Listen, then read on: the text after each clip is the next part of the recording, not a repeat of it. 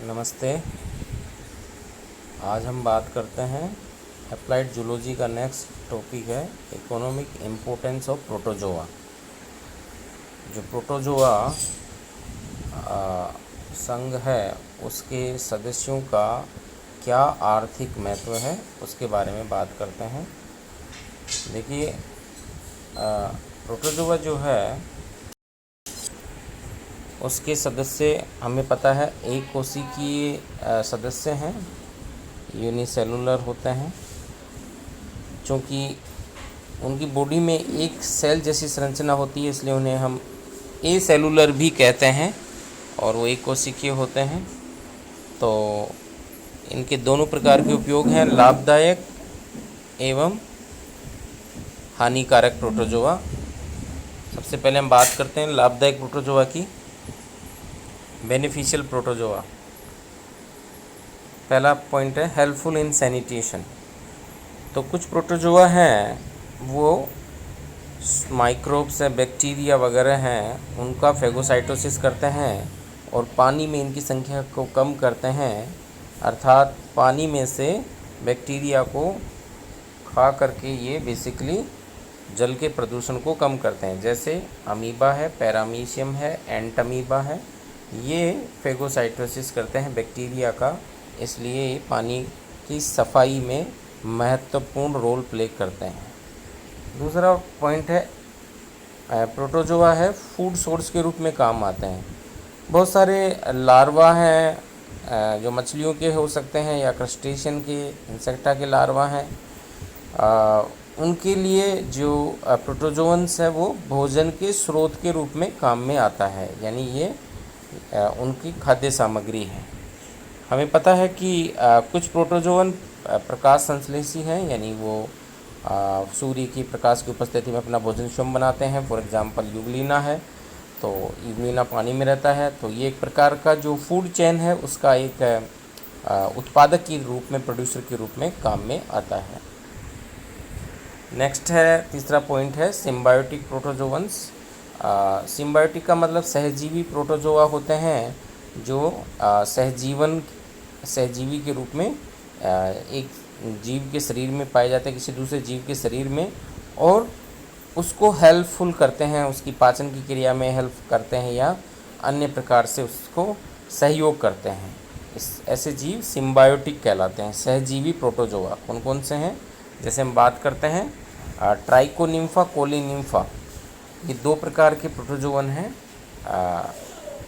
Trichonympha, कोलिनिम्फा, ये basically termite में पाए जाते हैं। टर्माइट जो होती है, यानी जिसको दीमक कहते हैं, उसकी आंत में पाए जाने वाले दो प्रोटोजोआ हैं, ट्राइकोनिम्फा और कोलिनिम्फा, जो कि वो जो सेलुलोज खाती है उसको पचाने में हेल्प करते हैं, क्योंकि इन्हीं की सेल्स में सेलुलेज नामक एंजाइम पाया जाता है। ये भी हो गया। इसी प्रकार जैसे ओपेलाइना है, निक्टोथीरस है, बेलेंटिडियम है, ये मेंढक है, कॉकरोच है, इनकी आहारनाल में पाए जाते हैं। और जैसे ओपेलाइना है, ये फ्रॉग का जो रेक्टम है उसमें मिलता है, तो ये डायरेक्टली इनडायरेक्टली पाचन क्रिया में हेल्प करते हैं। बेलेंटिडियम कोलाई जो है ये प्रोटोजोआ मनुष्य की आहार नाल में रहता है। इसी प्रकार जैसे जियार्डिया है, इसको grand old man of intestine कहते हैं, यानी ये मनुष्य की आंत में पाया जाता है। हालांकि इसका कोई योगदान नहीं है। जियार्डिया एक प्रकार का डिजीज कोज भी करता है। चौथा पॉइंट है oceanic Uz and fossil protozoa. अर्थात कुछ प्रोटोजोआ जो हैं वो फॉसिल्स के रूप में पाए जाते हैं और दे प्रोड्यूस ओशियनिक ऊज। ऊज का मतलब यहाँ पे एक प्रकार का क्या कह सकते हैं, कचरा है, समुद्री जो नीचे की मिट्टी का काम करते हैं। तो ये समुद्र में नीचे की जो मिट्टी है, नीचे का जो धरातल है वो बनाते हैं। जैसे रेडियोलेरिया नामक जो एक क्लास है, रेडियोलेरियन, वो प्रोटोजोआ हैं। ये रेडियोलेरियन फोर्मेनिफेरा सेल्स हैं। ये इनकी शरीर के ऊपर कैल्शियम कार्बोनेट या सलीका मिट्टी की एक कंकाल पाया जाता है, एक्सोस्केलेटन पाया जाता है। तो मरने पर ये समुद्र की तली में जम जाते हैं और एक प्रकार का वहाँ पे मिनरल्स का एक डिपॉजिट कर देते हैं, उसे हम ओशियनिक ऊज कहते हैं। तो ये भी एक इम्पोर्टेंट पार्ट है। इसका क्या उपयोग होता है? इस ओशियनिक ओल्स का उपयोग है, छोटे छोटे पत्थर हैं, कैल्शियम कार्बोनेट का पत्थर हैं, चूना पत्थर जिसको कहते हैं, वो प्राप्त होता है और इन पत्थरों से कई प्रकार की बिल्डिंग्स बनती हैं, चूना बनता है, सीमेंट इंडस्ट्री में काम आते हैं। तो जैसे रेडियोलेरियन की मृत्यु होने पे इनके कंकाल समुद्र की तली पर बैठ जाते हैं, जिसे समुद्री पंख या ओशियनिक ऊज कहते हैं। जैसे मैंने कहा ना, पंख यानी कीचड़, समुद्री कीचड़ है, मिट्टी है, या ओशियनिक ऊज कहते हैं। इनका उपयोग जो होता है रेडियोलेरियन का, वो सड़कें बनाने में, भवन बनाने में इत्यादि में काम होता है। हमें पता होना चाहिए कि जो मिस्र के जो पिरामिड थे, उनके जो पत्थर थे वो फोरमेनीफेरा के ही बने हुए थे। फोरमेनीफेरा जो प्रोटोजोवन है, उसमें न्यूमुलाइट्स बोलते हैं उसे, न्यूमुलाइट्स, जिसके अंदर जीव होता है, बाहर कठोर आवरण होता है, उसके कंकाल से ही मिस्र के पिरामिडों का निर्माण किया गया है। ये इतने कठोर होते हैं कि इनसे बाद में पत्थर बनता है, जैसे ट्रिपोली स्टोन है, इससे फ्रांस में सड़कें बनती हैं, मकान है वो बनाए जाते हैं। तो हमें पता होना चाहिए रेडियोलेरियंस, ये ध्यान रखें, दो चीज़ें हैं, एक तो रेडियोलेरिया समूह है, उसके अंदर एग्जाम्पल है फोरमेनीफेरा, और एक होता है हेलियोजोवंस, यानी जो कि सूर्य की किरणों की तरह नज़र आते हैं। ऐसे जो प्रोटोजोआ हैं जिनके बाहर कैल्शियम कार्बोनेट का और सिलिका का कंकाल होता है, मरने पर ये पानी में जमा, समुद्र में जमा हो जाता है और उनसे फिर बाद में पत्थर का निर्माण हो जाता है, जिसे हम ओशियनिक ऊज कहते हैं। नेक्स्ट है इसमें कि ये बायो इंडिकेटर के रूप में भी काम करते हैं, जैसे कह सकते हैं संदेशवाहक, क्योंकि इनसे जहाँ पे ये ज़्यादा होंगे रेडियोलेरियन, वहाँ पे ऐसा रहेगा कि फॉसिल फ्यूल होगा। तो फॉसिल फ्यूल की उपस्थिति पाने में इनकी प्रेजेंस से हम पता लगाया जा सकता है। नेक्स्ट है प्रोटोजोआ यूज इन स्टडी। आपको पता है कि प्रोटोजोआ का एक इनिशियल जो एक एनिमल किंगडम का एक पार्ट है, जो प्रोटोजोआ किंगडम है, जो कि जैसे उसने विटेकर ने पंच जगत प्रणाली दी थी, उसमें उसने प्रोटिस्टा जो किंगडम में इनको रखा था। तो जीवन की शुरुआत कैसे हुई, ओरिजिन ऑफ लाइफ कैसे हुई, उसका इवोल्यूशन कैसे हुआ, उद्विकास कैसे हुआ, उसको समझने में प्रोटोजोआ एक बहुत बड़ी हेल्प कर रहे हैं। तो अध्ययन जो है उसमें प्रोटोजोआ का उपयोग है। अब हम बात करते हैं हार्मफुल प्रोटोजोआ की, जो कि रोग कारक हो सकते हैं, कहीं ना कहीं डिजीज़ फैलाते हैं, या फिर कुछ अन्य प्रोटोजोआ हैं जो मिट्टी की उर्वरा शक्ति को भी कम करते हैं। कौन कौन से पॉइंट देखते हैं। सबसे पहला है सोइल फर्टिलिटी को कम करने वाले प्रोटोजोआ, भूमि की उर्वरा शक्ति में कमी, क्योंकि जैसे पता है कि प्रोटोजोआ जो है वो क्या करते हैं, बैक्टीरिया को खा जाते हैं। तो जो नाइट्रोजन फिक्सिंग बैक्टीरिया हैं, यदि वो ज़मीन में कम हो जाएंगे तो उससे मृदा की उर्वरा शक्ति कम हो जाती है, हालांकि ये बहुत कम होता है। नेक्स्ट है कुछ प्रोटोजोआ जैसे यूरोग्लिनोपिस, नोक्टिल्यूकिया, जिम्नोडियम, ये क्या होते हैं, जल में होने के कारण, नोक्टिल्यूकिया है, जिम्नोडियम है और यूरोग्लिनोप्सिस है। ये जल में होने के कारण क्या होता है, उसमें जल के अंदर कह सकते हैं कि यूट्रोफिकेशन कर देते हैं। यूट्रोफिकेशन का मतलब उसमें उसका रंग जल का लाल हो जाएगा और उसमें ऑक्सीजन की कमी हो जाएगी, तो वो सड़ने लग जाएगा, बदबू फैलाने लग जाएगा, और इस क्रिया को ब्लूमिंग कहते हैं। तो ऐसे प्रोटोजोआ नोक्टिल्यूका और जिम्नोडियम में बायोल्यूमिनेसेंस भी होती है, क्योंकि ये रात को चमकते हैं। तो ये भी एक प्रकार का इसका है। रोगजनक प्रोटोजोआ। अब रोगजनक प्रोटोजोआ क्या कौन कौन से हैं। कुछ पैथोजेनिक प्रोटोजोआ जो कि एंडोपैरासाइट है, वह मनुष्य व अन्य जंतु में रोग फैलाते हैं। कौन कौन से रोग हैं ये हम थोड़ा डिटेल में देख लेते हैं। रोगजनक प्रोटोजोआ में प्रोटोजोआ की जो संघ की जो सब फाइलम हैं, उनके आधार पे हम इनको डिवाइड करते हैं। जैसे पहला है सार्कोडीना। सार्कोडीना का मतलब है जिनके अंदर एक तरह से किसी प्रकार का कोई बाहरी फ्लेजेला या सीलिया नहीं पाए जाते हैं वो सार्कोडीना में आते हैं। तो सार्कोडीना में है, पहला है अमीबियस डिजीज़ फैलाते हैं ये सार्कोडीना वाले, अमीबियसिस डिजीज। इसमें आता है, पहला है एंटमीबा हिस्टोलाइटिका, ये हमें याद रखना है, एंटमीबो हिस्टोलाइटिका। ये मनुष्य की बड़ी आंत में होता है और ये अमीबिक डिसेंट्री या अमीबिये पेचिस फैलाता है। कारण क्या है? दूषित भोजन या पानी। दूसरा जो है वो है एंटमीबा जिंजीवैलिस, ये मनुष्य के दांतों में पाया जाता है, मसूड़ों में होता है। पायरिया जो रोग है वो फैलाता है। पायरिया हमें पता है बदबू आती है, मसूड़ों में मवाद आना, खून आना होता है। ये भी एक दूसरे के जूठे बर्तनों से चुंबन वगैरह लेने से फैलता है। नेक्स्ट है जियार्डिया इंटेस्टाइनलिस। तीसरा जो सार्कोडीना में आता है जियार्डिया इंटेस्टाइनलिस। क्योंकि मैंने अभी बताया था जियार्डिया होता है, इंटेस्टाइन में होता है, आंत में होता है, तो ये एक प्रकार का रोग कारक भी होता है। डायरिया है, पेचिस है, ये भी ये फैला सकता है। भोजन के साथ ये अंदर शरीर में प्रवेश करता है। गंदा पानी पी लिया, गंदा खाना खा लिया जिसमें पहले से कोई जियार्डिया है।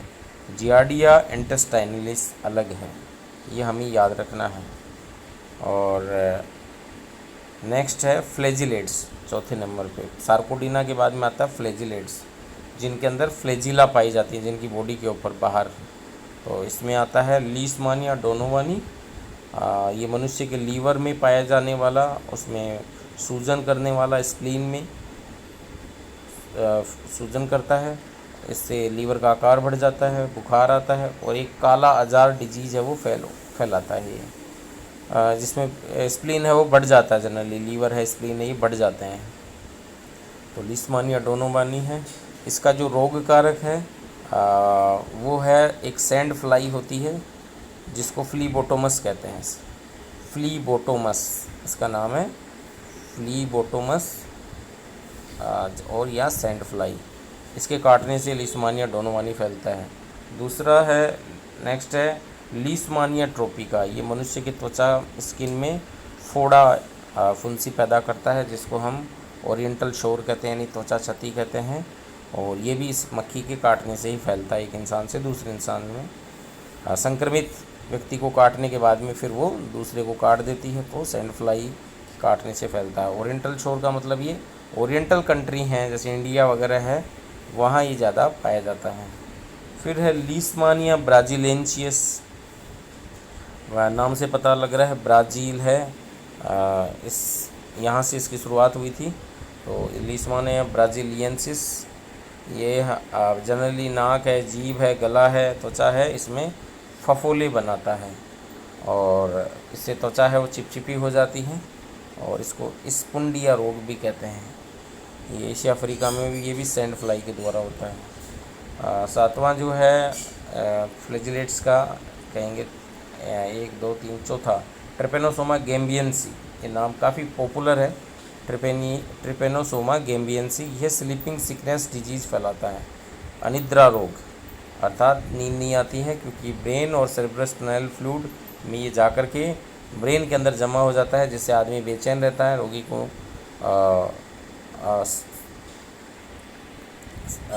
क्या कह सकते हैं, निद्रा रोग है, सॉरी, स्लीपिंग सिकनेस, नींद ज़्यादा आती है और ये अंत में कोमा में चला जाता है। रोगी को नींद आती है और ये कोमा में चला जाता है अंत में। अफ्रीका, दक्षिण अमेरिका में होता है। ये भी एक प्रकार की मक्खी के काटने से फैलता है, जिसका नाम है सीसी फ्लाई। पहले वाला था सैंड फ्लाई, फ्लीबोटोमस, और ट्रिपेनोसोमिया जो है वो है सीसी फ्लाई।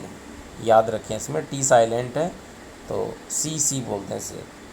कई जगह टस्सी टस्सी लिखा हुआ है, टस्सी टस्सी गलत है, इसको सीसी फ्लाई कहते हैं। और इसका साइंटिफिक नेम है ग्लोसिना पाल्पेलिस, ये मक्खी का नाम है ग्लोसिना पाल्पेलिस। इसके काटने से ट्रिपेनोसोमा गैम्बियंसी स्लीपिंग सिकनेस होती है, अधिक नींद आती है। फिर है परजीवी जो पैरासिटिक प्रोटोजोआ कौन कौन से हैं, नेक्स्ट वही है, ये है ट्रिपेनोसोमा रोडियसियंसिस। ये भी एक प्रकार के ब्लड और सेरेब्रोस्पाइनल में रहते हैं, सेरेब्रोस्पाइनल फ्लूइड में रहते हैं, स्लीपिंग सिकनेस ही फैलाता है ये भी।